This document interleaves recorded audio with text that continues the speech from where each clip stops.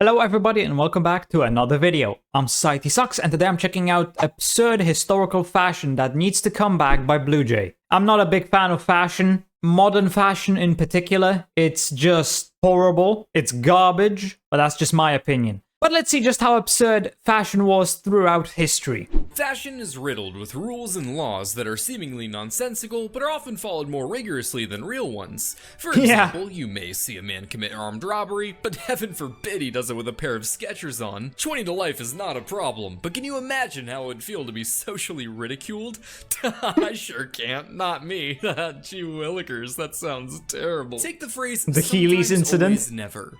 No, this isn't a game of smash or pass, or a sorority girl listing her liquor preferences. It's the rule that stipulates that the bottom button of a suit jacket should never be fastened. Today it seems second nature, but where the bottom button There's a top button?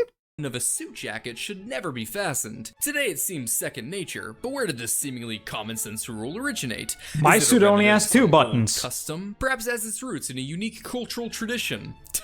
No, King Edward VII was just too chunky to fit that gut in. So everyone followed their king's half-dress style. Yeah, I heard that. Little peasants. The reason why you don't actually use the bottom button is because people were too fat. It just wouldn't work. I always use both buttons, the middle and the top and the bottom. There's no top button. I only have two, not three, on my suit. Except for me, I leave the top button undone because I follow a different king and also, ew, British. But the jacket button rule is pretty mild and only the tip of the fashion trend iceberg. And oh boy, how deep and bizarre does this iceberg go. So today, we're gonna take a deep dive into some of the most absurd trends, styles, and fashion throughout history. Again.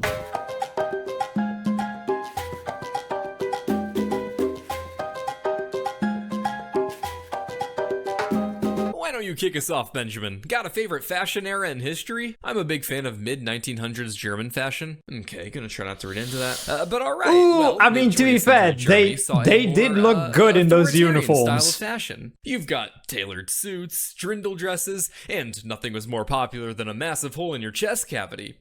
What? Oh, you didn't know? All the cool drafted boys were wearing it. The style was best achieved by facing a Russian T-34 on the Eastern Front. But unfortunately for you, that method isn't around anymore. So if you want to achieve this fashion and be one of the cool kids, I recommend playing World of Tanks. World of Tanks is a free-to-play piece. Historical accuracy is the name of the game, and World of Tanks delivers vehicle models no, it is not. That sure made me I play feel World like of I was Tanks. a real Nothing life historically tank accurate about this game, not anymore. Now, where were we? Ah, yes. It's Victorian London, and a contagion is spreading. Street by street, town by town, women can be seen struggling as they try to walk down the road, their stride impaired by an awkward limp, many supporting their weight on canes. But what is rather peculiar is that it seems only wealthier women are affected by this illness. And wait a minute, polio isn't a thing yet, and these hoes are smiling. So, as the British would say, what was all this then? Well, to understand this limp, let me introduce you all to Alexandra of Denmark. The Princess of Wales was a 19th century fashion icon who enjoyed the exceptional adoration of the public. She was radically stylish, a big charity worker, the second hottest Alexandra in history, and a lifelong hater of Germans. So all around pretty based. This meant that whatever the royal did, the masses would blindly follow like a 19th century K-pop star. Wearing a radical new dress style, I mean, that still holds true today. Covering a childhood scar, the masses blindly follow the rich. Life-threatening rheumatic fever, leaving her with a permanent limp. Count me in, I love Forrest Gump. That's right, Alexandra's influence on fashion was so strong that it transcended just petty physical garments to include physical ailments as well. So not long after Alexandra began limping in public, were London's fashion followers seen waltzing down the streets like they were covered with Legos. In their best attempt to come off as quirky little cripples, women would stumble about with canes, and even go as far as wearing different sized shoes for a more authentic handicap. Oh, Edward, I absolutely adore your limp. Tell me, how do you pull it off? I have cerebral palsy. Oh, I must inquire my cobbler about that brand. And your cane is just adorable. Yeah. While at first the style was more DIY in nature, the more cunning shoemakers came to realize that there was a golden opportunity to make a fat stack. So they began selling shoes with different sized heels to help the upper class's biggest fashionistas achieve that oh so desirable crippled stride. Here we have some of my finest work. Oh, how beautiful! You've outdone yourself, Henry. Now, madam, I noticed as you strode in that you partook in the limp, is that right? Why, yes, I'm delighted you've noticed. You know, I would call these people complete and utter morons, but looking at people today, there's really no fucking difference. Although, then again, people today are utter fucking morons, so yeah. It's quite remarkable. Reminds me of my nephew Stride. Oh, stop it. You are quite the charmer. I did watch a few struggling children from my carriage the other day to study it. They're quite adorable. Yes, he died a few months ago now. Anyway, I wanted to see if you'd be interested in our limited edition upgrade to these fine pair of shoes you've selected. Using some precise and refined craftsmanship, we can perform a modification on these for even more authentic limp. Oh, please, Henry, I must stay up to date on fashion. Yes, of course, of course. 1 moment, please.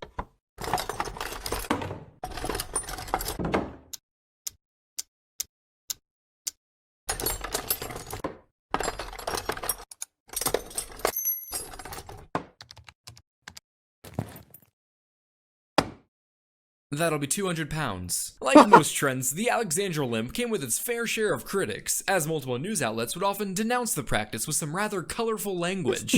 I don't know how exactly the aristocratic woman responded to the criticism, but I'm sure they had plenty of time to think about it as they staggered their way down to the printing press.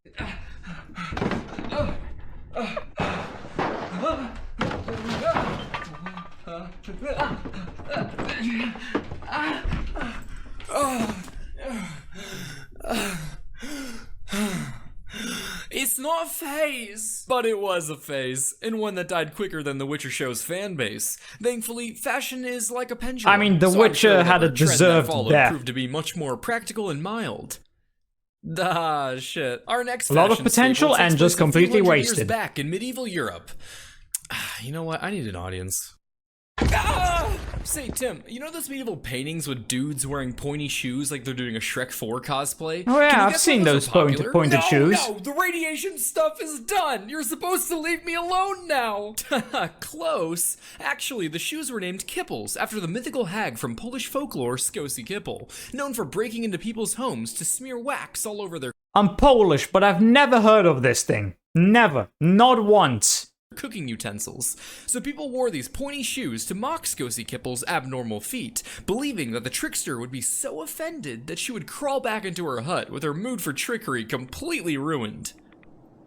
Really? No, that's stupid. Why would you believe that? They were just some sick-ass pointy shoes. You don't need an excuse to be that stylish. These long-tipped kicks ruled the world of fashion in medieval Europe between the 12th and 15th centuries. And while they weren't named after that mythical creature, it really just looks dumb as hell. They were named after something equally miserable.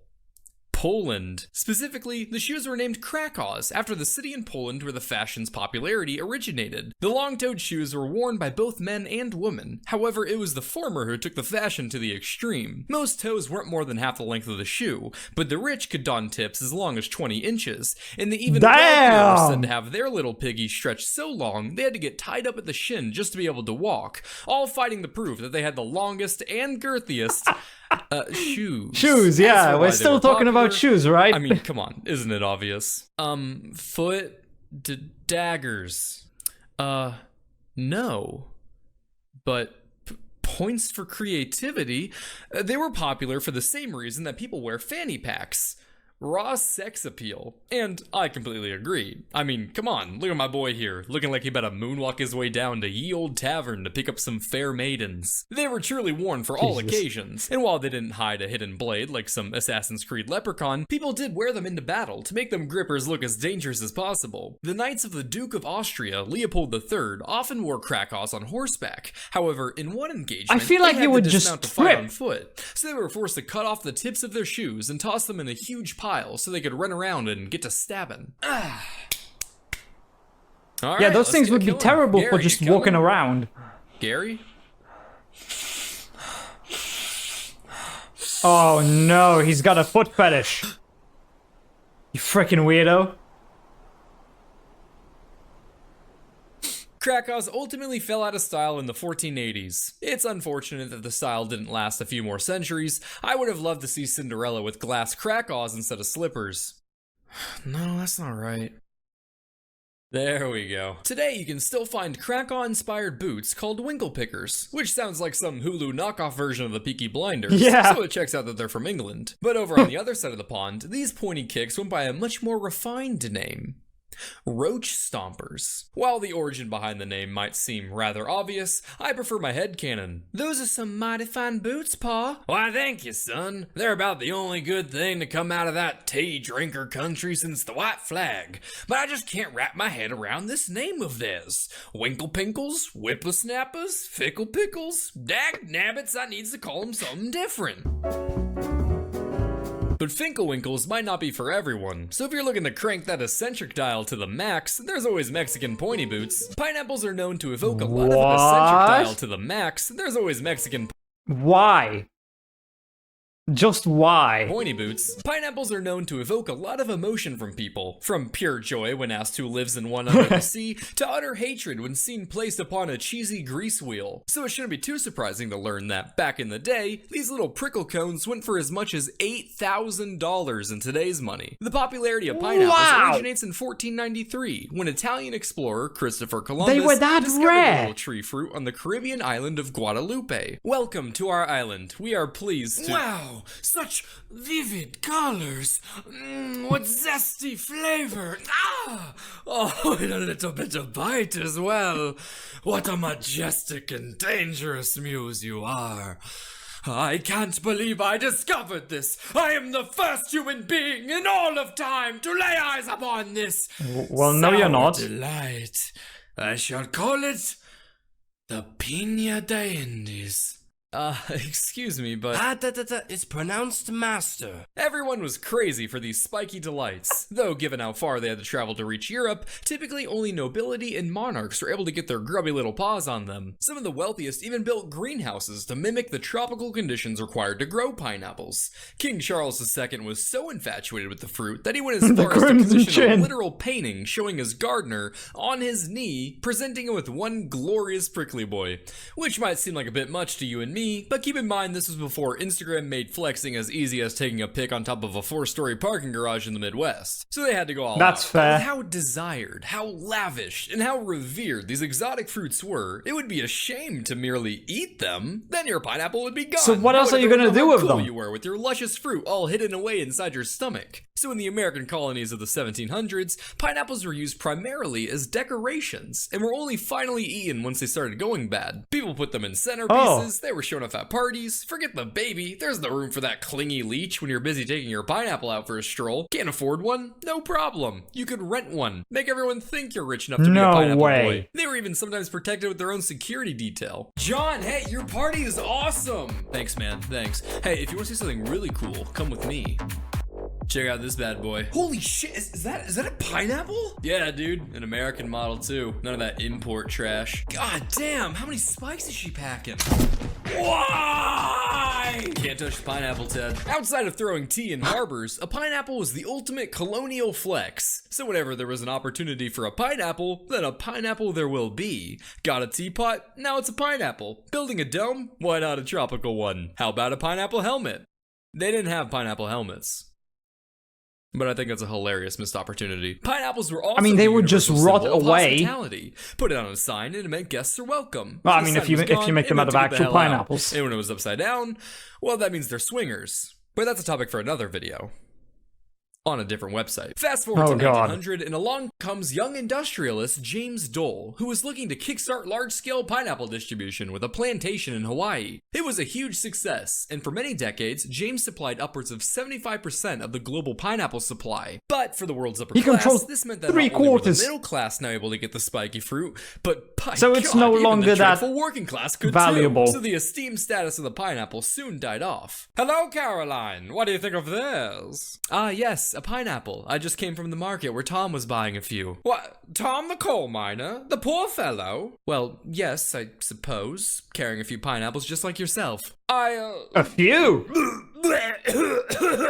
James's company would go on to become the Dole Food Company, which is notable today for being a large fruit producer and disappointing you with fruit snacks that aren't the Scooby-Doo ones. As for Dole himself, his efforts in the pineapple business would later earn him the nickname the Pineapple King, and to that I say, what better crown than a pineapple helmet? Weird fashion too. 9 out of 10 stars.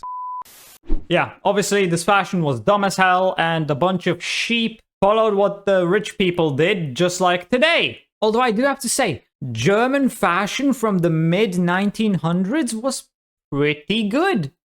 Personally, I like it. I'd love a suit like that. You can't tell me the Nazis weren't stylish, because they were. Their uniforms were beautiful. They may have been racist pieces of shit, but damn, did they dress well. But yeah, anyway, I hope you enjoyed this video. If you did, please consider subscribing and leaving a like. If you want to see more reactions, check out this video right here. And with that, I hope I'll see you in the next video.